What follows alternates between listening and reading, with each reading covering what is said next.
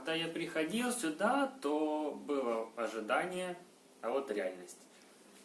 Я много на какие курсы ходил, много на какие семинары, и много было успешных, много было не очень, но такого быстрого именно роста был только здесь, у Елены.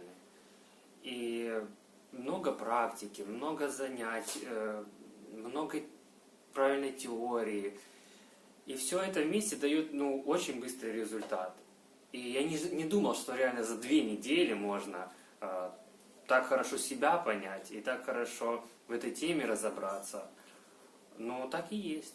И единственное, что я скажу для тех, кто не пробовал, словами тут вряд ли опишешь то, что происходит. Можно сколько угодно объяснять, как выглядит фиолетовый слон, но надо лучше увидеть один раз. И вот лучше прийти один раз и попробовать. И только тогда поймешь, насколько классно все здесь. Никит, а помните, вначале вы вот сами даже спросили такой вопрос, а почему мужчины не ходят? Да. И мне вот сейчас хочется у вас спросить, как вы думаете, почему они не ходят? Может быть, к вам пришло какое-то озарение? Я не знаю, серьезно, почему мужчины не ходят.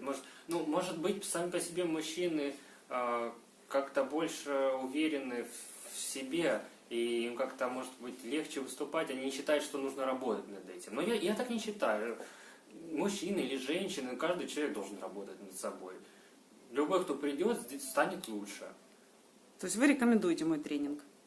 Я рекомендую не то, чтобы рекомендую, я считаю, что многие люди считают, что они хорошо, замечательно выступают, а на самом деле бывает людей скучно слушать, но они этого даже не знают. То есть для каждого человека это важно будет. Вот поднять свой уровень здесь может любой.